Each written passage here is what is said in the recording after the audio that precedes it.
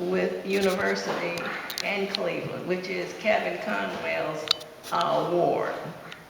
We have talked about dealing with that and making that a neighborhood connection down there, and that's why you see a lot of buildings coming down, which is part of the Cuyahoga County Land Bank contributing the tearing down of these buildings.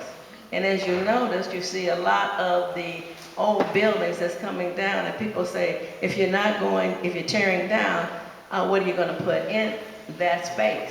Well, you first got to determine what space you're going to have. You just can't sell a lot here and a lot there. You have to put land together, like Salvation Army wanted 3 lots. We also connected with the Boys and Girls Club. We reached out and did that, and the legislation came, and we got the Boys and Girls Club. Now the Boys and Girls Club reached out to GE and won a grant to renovate the Civic Center. So we got a lot of things going, and the last time I joined in with everybody out in the population to save our library. I championed that cause, walked up and down the street, and I don't know who my opponent was talking to that said they did not know their council person, because the last time I talked to one was the other day, and they wanted to know, who is this that's challenging you? So it's not about not knowing, it's about, if you don't ask, you will not find out. If you don't come to council meetings, you will not find out. If you don't come to ward meetings, you will not find out. I sent out letters to my constituents. Let me ask you this. Okay. Would you support the establishment of a community development corporation in East Cleveland that could work with the city to help determine or develop a land use strategy for the city? Yes, I would. And not only that, I have looked at that myself, a nonprofit organization, development corporation for Ward 2. I've got the plans on the drawing board, but I needed the money, and I had took some of my campaign money from last time to bring in, and the strategy is sitting there on my desk, and it is being worked. Yes, I would support it. Are you familiar with the target area plan that was developed in collaboration with N.O.A.H, Missouri University and their group conference? I was familiar with it. And do you support that? I have not seen all of it, so I can't say I support all of it. And this is to all of the candidates. What is your position on the current merger discussion, merger proposal? What do you mean? We can start on this.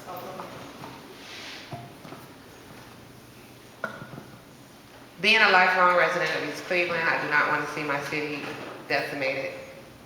However, I do think that whenever you need to make a hard decision, you need to look at the pros and the cons. And you need to look at what's beneficial and what's not. And if the cons outweigh the pros, vice versa, my position is whatever's best for the city and whatever's best for the constituents. Do I personally think that it has to go that route? No, I don't. Do I know all the facts? No, I don't think, frankly, the citizens have been given all the facts. I think we need to have everything laid down on the table, and I think everyone needs to be informed so we can all make an informed decision. And so personally, I do not want to see my city. I see the city being back like when I grew up and seeing Hayden Ave full of businesses and thriving. I remember the carnival being in Silverman's parking lot. I don't want to inherit a police department that can just, decimate and come into our city at will wantonly and do the things that we do. And we have a lot of gripes about the East Cleveland Police Department, but a lot of them know our kids. A lot of them, and those are things that we have to think about in the long term. Are we willing to trade off for? And we have to look at that. So personally, no, maybe that's because I'm biased. I'm from here. I love the city. I care about the city. I'm still raised one child. I'm still raising two in the city. And East Clevelanders will East Cleveland on their back well. So no, personally I don't, but I'm in favor of whatever is the best interest, as long as we have clear, concise facts that we can go on, not something one-sided or just thrown together just because there's some things that need to be done for, purposes outside of the city. First of all, I do not favor merger. That's number one. And number two, the merger has not shown me where I would benefit from Cleveland. Number three, the auditors said our best bet was to merge with Cleveland. But I have not been shown all the options. And when I make a decision, I want to know all the options have been exhausted. And once the options has been exhausted and someone comes and shows me there is nothing else that I can do, I'm going to say, okay, how will my residents benefit this? And will I be at the table to see what's going on? You know the old saying, if you ain't at the table, you're on the menu. And I don't want to be on the menu. I feel that what the council has done, which has engaged a law firm that has involved consultants outside to look at other options and has come up with plans to gather money to pay for this options, to look into the options, where the council do not have to pay for that. What is it? When you go to look for something, even if you go out to buy it at the grocery store, and they have different sales.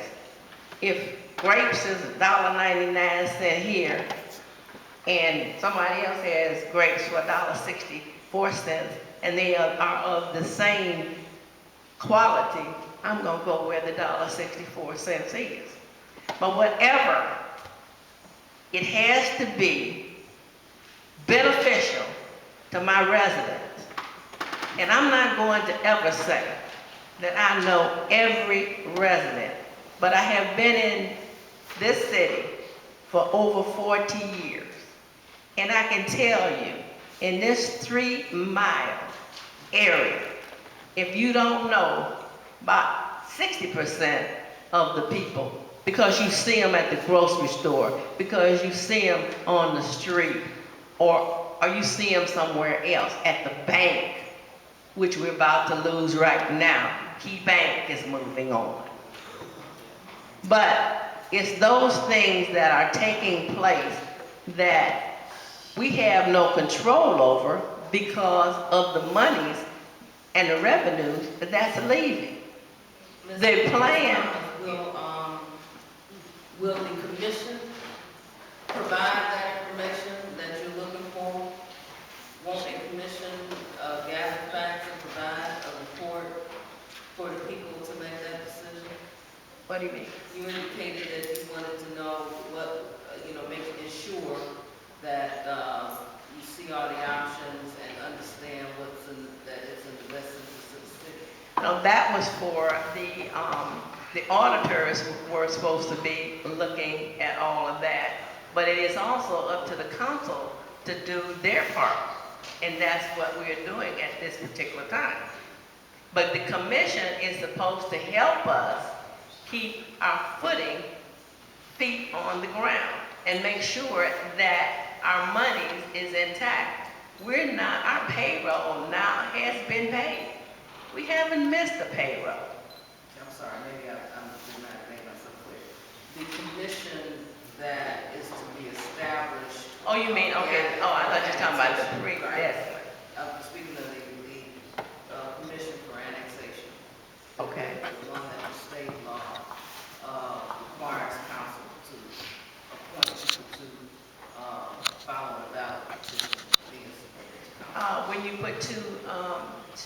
when you gather up, your commission for the city of East Cleveland and the city of Cleveland, they're supposed to look into these, facts, yes, but that has not taken place because of the fact that the council has stopped this because of the irregularities that the council found within the petitions. So the petitions now are in the hands of they were in the hands of the prosecutor, and now they're in the hands of the sheriff's department, which is investigating.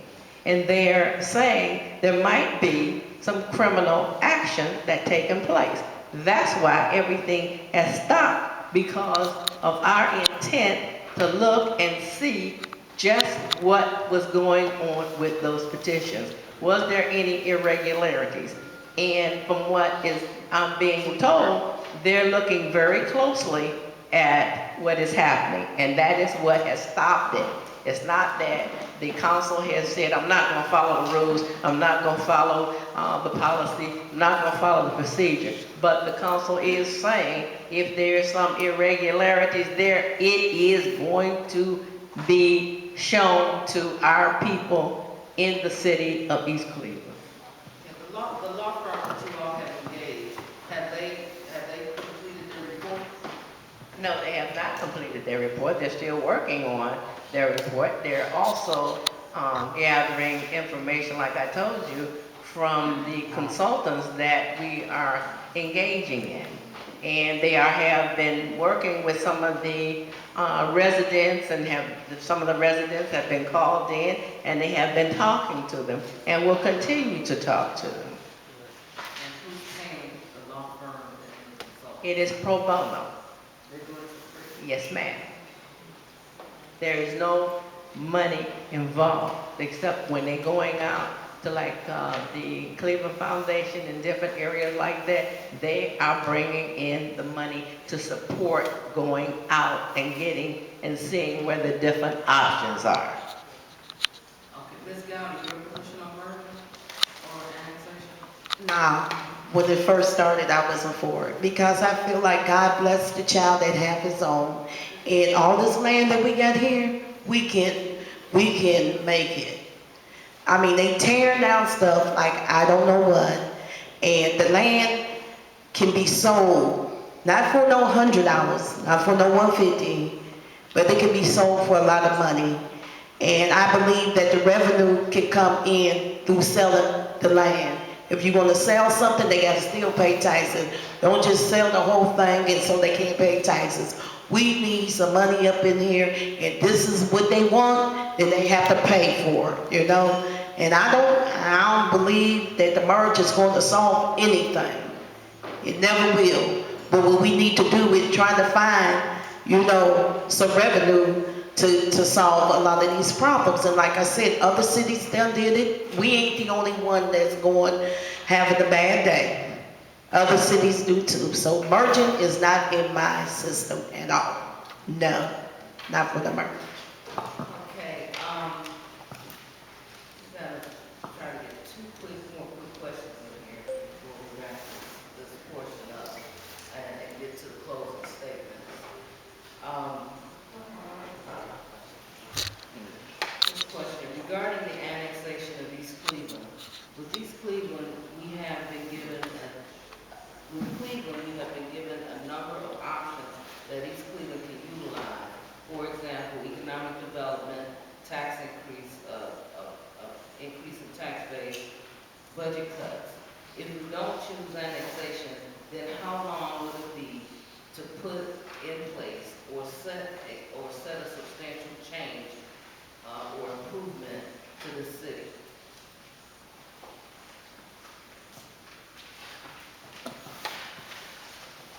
How long is it going to take? I don't think there's a number that you can just, it's going to take however long it's going to take.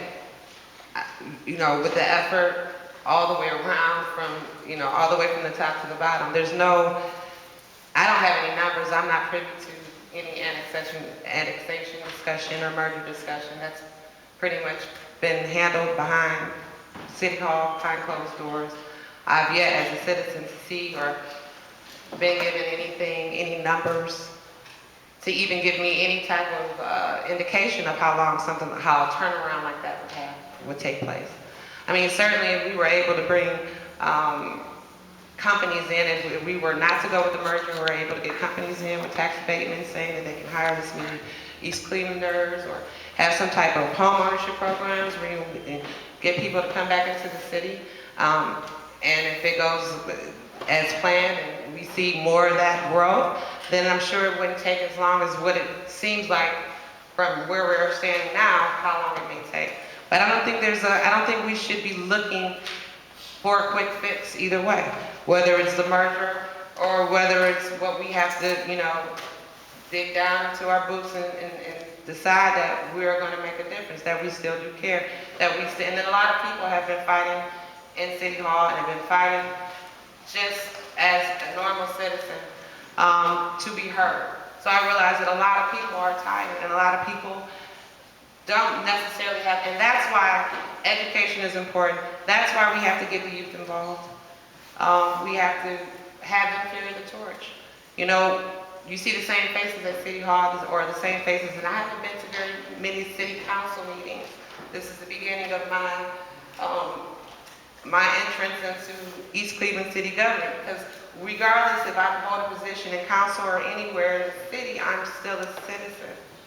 And so the key is, we shouldn't be focused on time, but as far as a time frame, whatever the goal is, I think, and whatever model we set for ourselves and whatever goals we have for ourselves, I think that there should be some type of outline as far as the time, but I don't think that's anything that we should get caught up on. I mean, it didn't take a short amount of time for us to get in the position we are now. Yeah. So how can we expect us to turn around in a month, a year, or what have you? It's going to take how long it takes, but we just need to know as citizens to do our due diligence.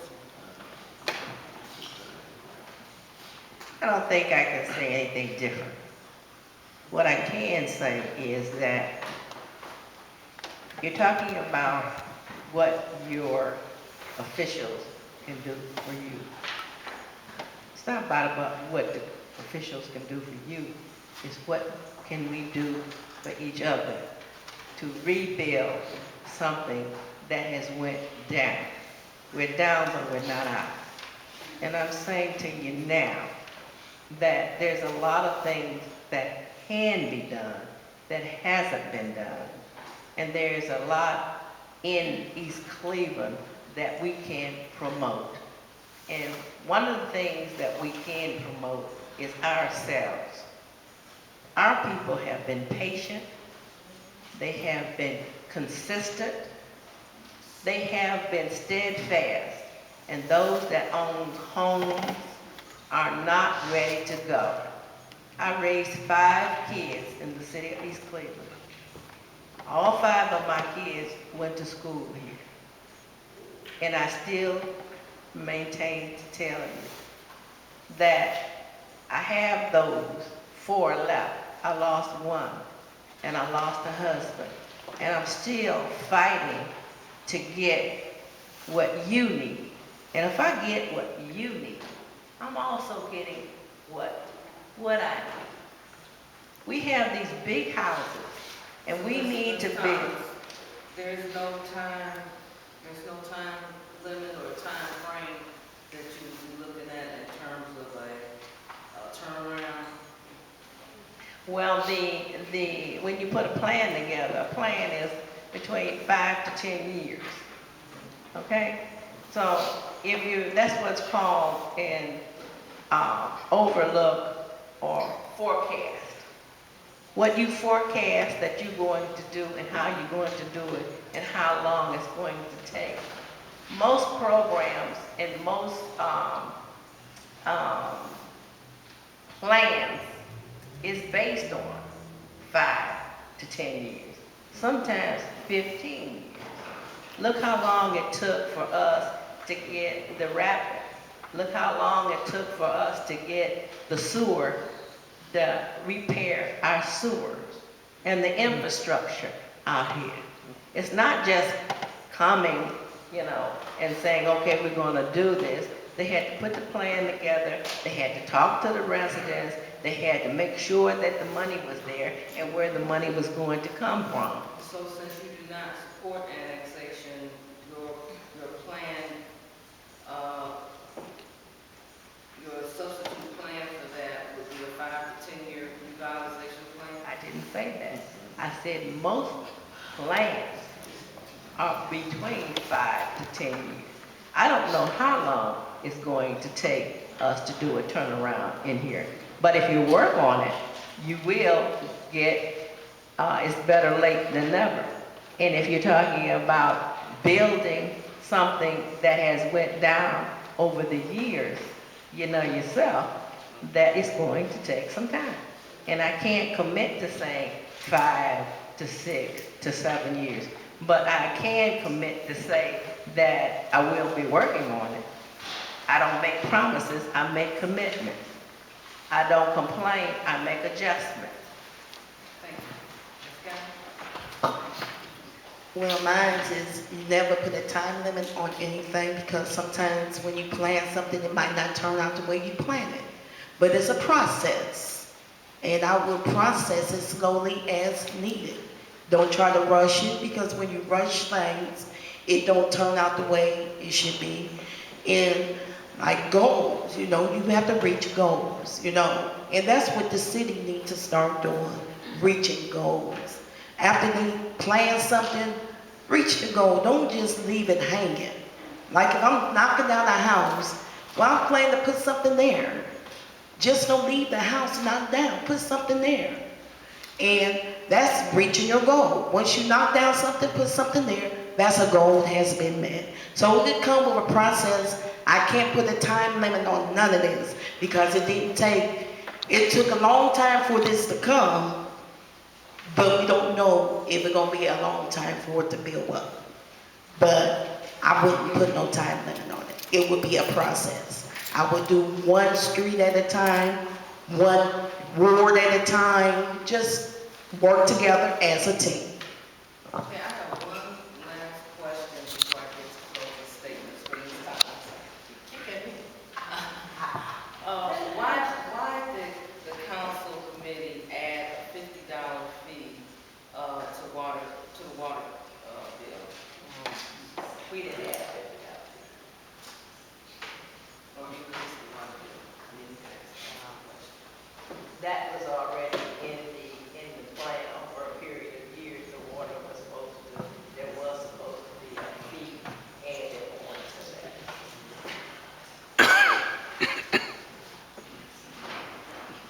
You know, we can begin closing statements. I can start at the other end.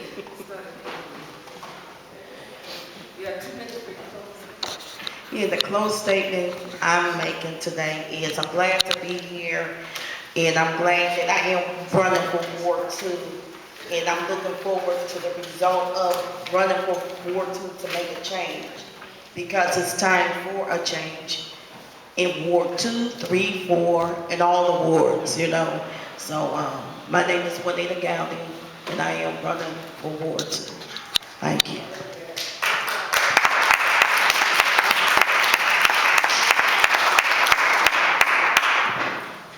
Okay, again, my name is Joey Graham, and it was a pleasure just being able to voice where I come from and how I feel and what I think.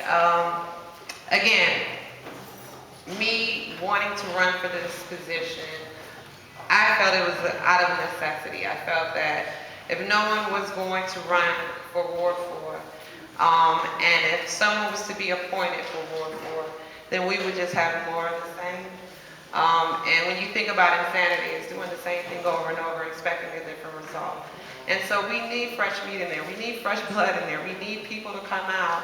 And regardless if you sit on council or not, we need people to join in this dialogue, to join in the conversation. We especially need the youth.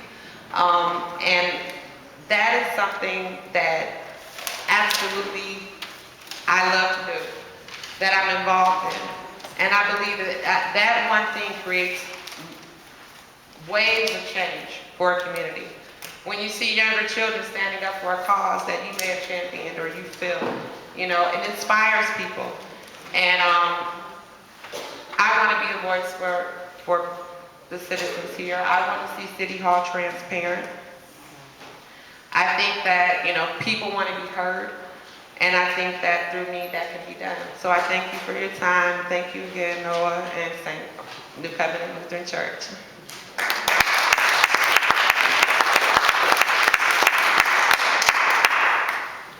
I want to say I appreciate all the residents that came out tonight. I think there should have been more. And the reason I think there should have been more, because we have 17,000 people. And this church, which is a godly place, should have been filled. When the people talk about wanting to know, wanting to be informed, wanting to talk, where are you? I thank Noah for having this forum, because the few people that are here, I know just about all of you. All of you. And when we're talking about what happens at the council meeting, I don't care what happens at the council meeting. It's your council meeting. You should be there every time the doors open, whether we got bed bugs or not.